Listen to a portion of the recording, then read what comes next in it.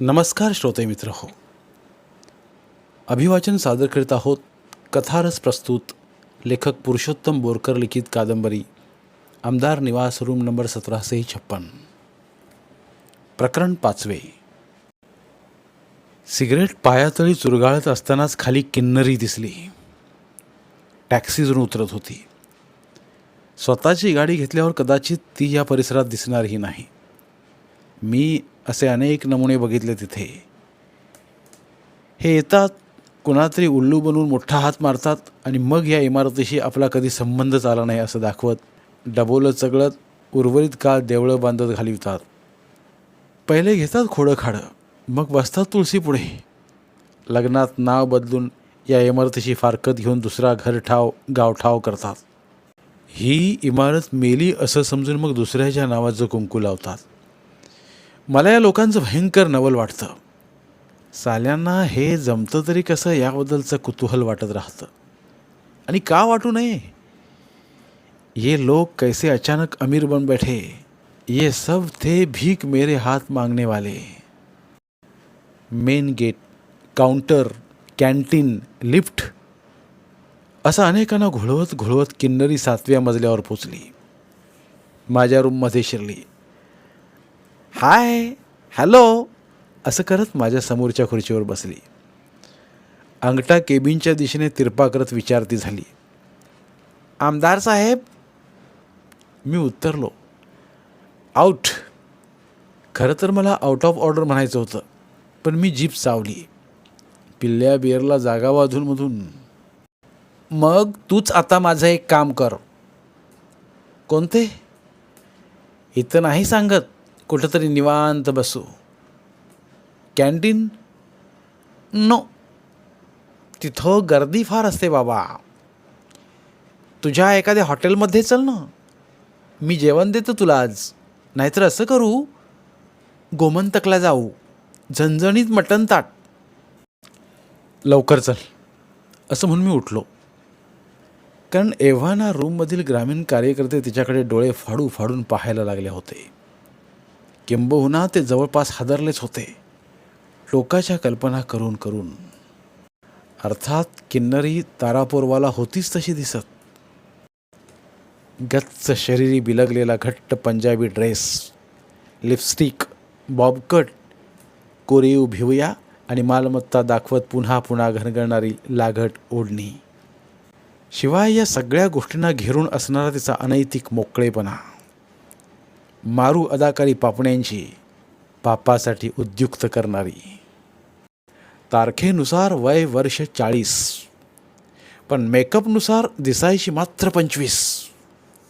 न विचारताही कधीमधी बोलता बोलता सांगूनच टाकायचे आपण हुनच 20. किन्नरी तारापोरवाला असं आपलं नाव ते सांगायचे सगळ्यांना, आणि सगळे पण ते खरं मानायचे. या इमारतीची ही एक मोठी दिलेर खासियत आहे. इथं कुणीच कोणाची मुळं शोधत नाहीत. पुढ्यात आलं ते तेवढ्यापुरतं खरं म्हणून पुढं सरकायचं. रुजवात करायला कुणाजवळ वेळ आहे इथं? खरं खोटं तपासाची फुरसत कुठं आहे? किन्नरीचं नाव कांताबाई तारफडकर असू शकते मुळात, समजा आहेच, तर मग बिघडलं कुठं? आणि आपल्याला नावाशी काय करायचं आहे राव? असा इथल्या तमाम सेक्स प्रियर्सचा आपल्यालाच उलट सवाल. एकूण किन्नरी म्हणजे नकशिकांत गौड बंगाल. मारखुर्दच्या साईडला कुठल्याशा झोपडपट्टीत ती समाजसेवा करायची. याशिवाय कुठल्या तरी महिला फ्रंटची ती धडाडीची अध्यक्षाही होती. आता फ्रंटवरच अशी मुक्त छंदातली अध्यक्ष असल्यावर मग अशा संस्थेला अख्ख्या त्रिभुवनात काय कमी? खालची सोडली सैल तर वरची कित्तिक लेईल असा पारदर्शक कारभार असल्यावर बोलायचं कामच नाही. त्यातही किन्नरी अविवाहित, पण ब्रह्मचारिणी नाही. हे म्हणजे त्या आपल्या त्या सर्वोच्च ह्यांच्यासारखेच हुबेहूब. किन्नरी म्हणजे अत्यंत व्यावसायिक, आपल्याजवळ असलेल्या भांडवलाची पुरेपूर किंमत जाणणारी. त्यामुळेच मग देणाऱ्याचे हात हजारो आणि दुबळी माझी झोळी अशा अवस्थेप्रती आलेली. किन्नरी म्हणजे आंतरराष्ट्रीय स्तरावरचा चालता बोलता फॅशन शोच. अंगावर कधी काही तर कधी काही. जीन्सची pant, T shirt, sleeveless, Punjabi किंवा पठाणी ड्रेस, कधी कातडी पॅन्ट आणि तसेच जॅकेट, तर कधी राष्ट्रीय झेंडावंदनांच्या दिवशी शुभ्र जीवघेणी पांढरी साडी. एकदा तर महाराष्ट्र दिनाच्या कार्यक्रमात ती चक्क 9 वारी लुगडे नेसून मुख्यमंत्र्यांना पंचारती ओवाळताना थेट टी व्हीवरच दिसली. मी उरागिरींच्या शब्दात म्हणालो, वाह क्या बात है. खांद्यावर शबनम लटकावून किन्नरी सदैव या आमदारांकडून त्या आमदाराकडे फिरत घुसळत राहायची. मंत्रिपदावरचे गंधर्व तिला भाव द्यायचे नाहीत फारसे, कारण त्यांच्या अप्सरा कायम गोपनीय. ते कांडी कुठं झटकून टाकतात हे रयतेला कधीच कळणार नाही. आणि माझे तर असे स्वच्छ मत आहे की किन्नरिझम कधीच फोपावू नये, यासाठी गव्हर्नमेंटनेच असा एक GR काढावा आणि समस्त आमदारांना मुंबईत सपत्नीक राहणे अनिवार्य करावे. ब्रह्मचारी आमदारांना तळवलकर जिममध्ये झोपणे सक्तीचे करावे. पण सालं इथं कुणाच्या झोपण्याची कुणीच फिकीर करत नाही. संपूर्ण स्वार्थी हे गाव. एरवी मग असे फुटपाथवर झोपणारे लाखो देशबांधव कुणाला कधी दिसलेच नाहीत काय? ए मेरे वतन के लोगो असं फक्त युद्धप्रसंगी गायलं की मग अवघं चांग भलं. चल म्हटल्यावर ती उठली. कोपऱ्यातली सँडल पायात घालताना समस्त कार्यकर्त्यांसमोर ती अशा पोजमध्ये ओनवी झाली की त्या विश्वरूप दर्शनाने निरोपाचा हादरा खोलीला बसलाच. किन्नरी अशा गमती हेतू पुरस्सर करायची. आतल्या गोष्टीचा बाह्याविष्कार महत्त्वाचा, असे काहीसे तिचे तत्त्व असावे. कॉरिडॉरमधून लिफ्टपर्यंत ती माझ्यापुढे चालत होती.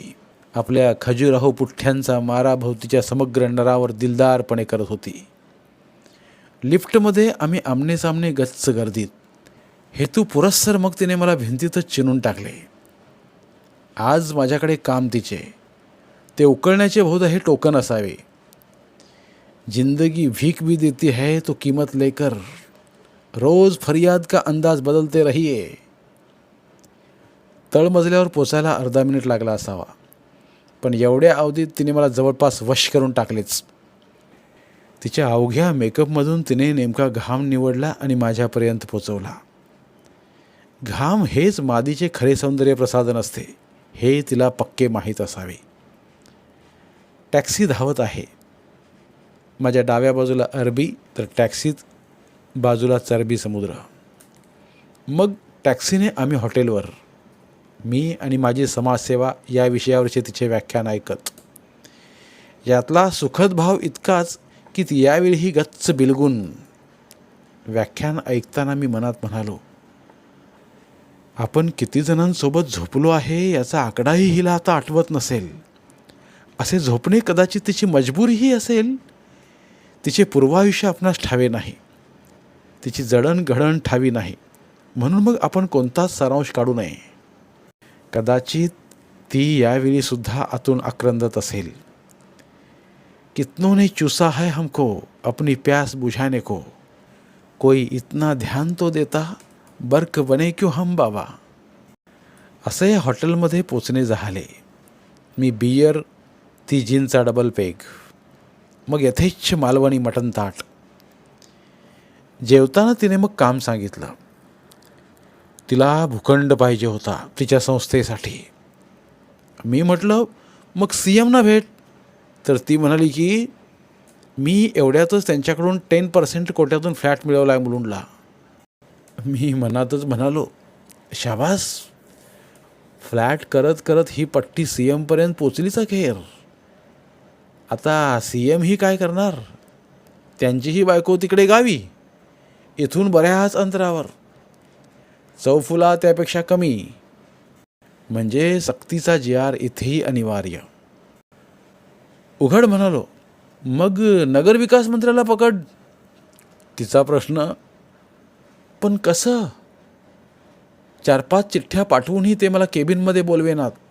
लई खडूस दिसतंय वेनं. अखेर पेग मायबोलीतून प्रकटलाच. मी मनातच म्हणालो, नगरांसोबत नगरवधूंचाही विकास करायला काय हरकत आहे किंवा असावी. मग आठवले, किन्नरिझम काही फक्त राजकारणापुरताच मर्यादित नाही, अवघ्या पृथ्वीलाच तो व्यापून आहे. प्रत्येक क्षेत्रात, प्रत्येक व्यवसायात, धननिर्मितीच्या प्रत्येक कार्यात सहभागी आहे. मग उघड म्हणालो, मग त्या डिपार्टमेंटच्या सचिवाला गाठ. मिनिस्टर एवढीच पॉवर आहे त्याच्याजवळही. कधी मुकाबला झालाच तर मिनिस्टरपेक्षाही जास्तच, आणि परमनंट. ती म्हणाली, तू घेऊन चल ना त्यांच्याकडे मला. मी मनात हसलो, म्हणजे आता भाडखाऊच आहे रोल आपल्या माथे. उघड म्हणालो, आलोही असतो मी तुझ्यासोबत, पण माझी आणि त्यांची अजून ओळखच झालेली नाही. योगच आला नाही अजून तसा. मात्र आमच्या आमदार साहेबांचे ते एकदम जिगरी आहेत. फास्ट फ्रेंड तर आहेतच, पण नात्यातही आहेत एकमेकांच्या. झाले. हे ऐकून ती मनाने माझ्यातून निघून आमदार साहेबांच्या जवळ पोचली सुद्धा. आत्तापर्यंत माझ्यासाठी असलेले हास्य फाटदिशी आटलेच. आपुलकीदार डोळे एकदम कोरडे कोरडे झाले. उठाईसाठीची तिची चुळबुळ मी हेरली. मनात म्हणालो, आता हे बिल आपल्यालाच द्यावं लागणार. एरवीसुद्धा बिल मीच दिले असते. अर्थात ते देणे प्रेमाचे आणि हे देणे व्यावहारिक टोपीचे. मी जेवणाचे बिल तर दिलेच आणि वरून वेटरला 100 रुपयांची टिपसुद्धा दिली. किन्नरी म्हणाली, जवळपास चित्कारलीच, इतके. मी फक्त हसलो. मनात म्हणालो, आपली साली कुठं घामाची कमाई आहे निढळाच्या. आपली तर 2 नंबरची कमाई. आपला कुठं इमानाचा पैसा आहे बापू. आपला पैसा हरामाचा. मग कशाच तो कंजूशी. व्हावायचं मग दिलदार, अघाळ पघाळ. मग आम्ही उठलो. हॉटेल बाहेर पडलो. निरोपाच्या टॅक्स्या वेगवेगळ्या. तिच्या डोक्यात आज संध्याकाळी आमदारला गाठणे, आणि माझ्या डोक्यात अपने गले में अपनी ही बाहों को डालिए, जीने का अब तो एक यही ढंग रह गया.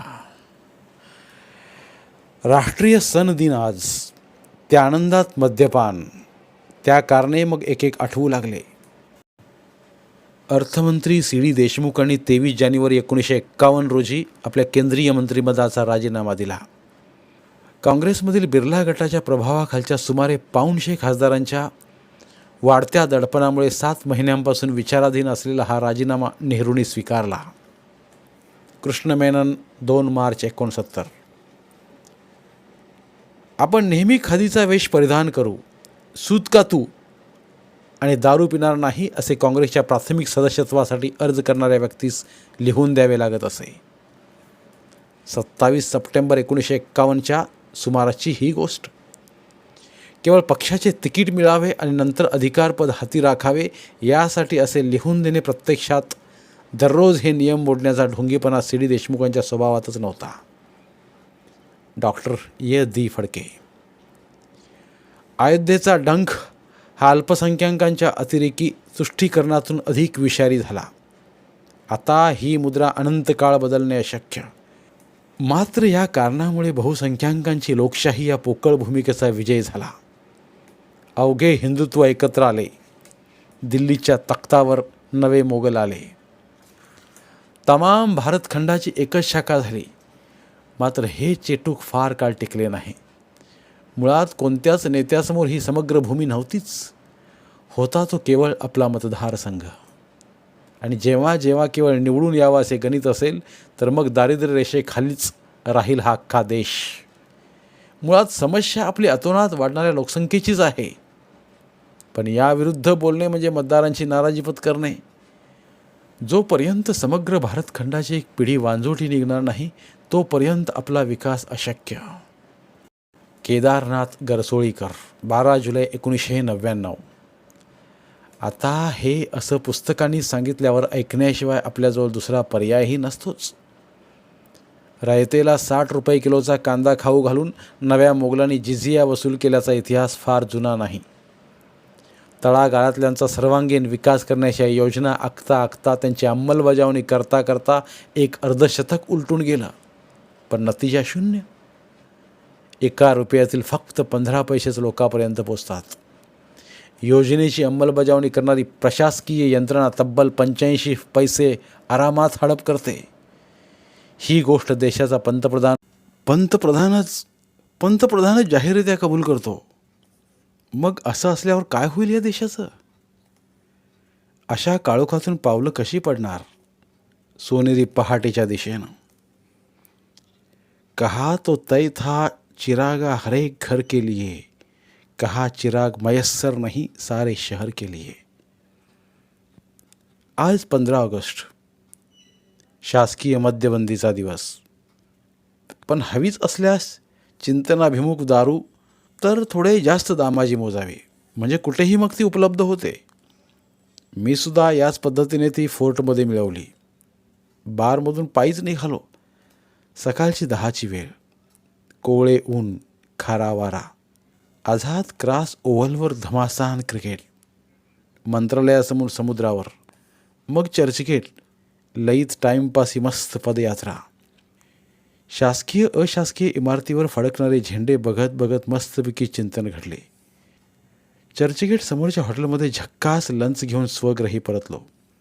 आज इमारतीत सर्वत्र शुकशुकाट. सगळे समाजसेवक आपापल्या मतदारसंघात झेंडावंदनासाठी गेलेले. लिफ्टमन राष्ट्रीय सण साजरा करू इच्छित होता.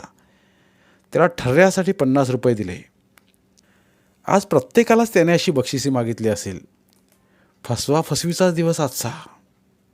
इन कुमकुमों के शहर में वो अपनापन कहा, हम अपना गाव अपनी गली ढूंढते रहे. लिफ्टमध्ये आम्ही दोघंच. 7वा मजला, रूम नंबर 1756. कुलूप उडून थेट गादीवर. टाईमपाससाठी ट्रान्झिस्टर ऑन केला. पंतप्रधानांचं सकाळचं लाल किल्ल्यावरचं भाषण पुनर्प्रक्षेपित होत होतं.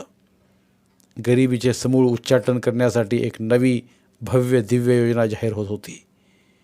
ती माझ्या एका कानावर पडून दुसऱ्या कानातून घरगळून जात होती.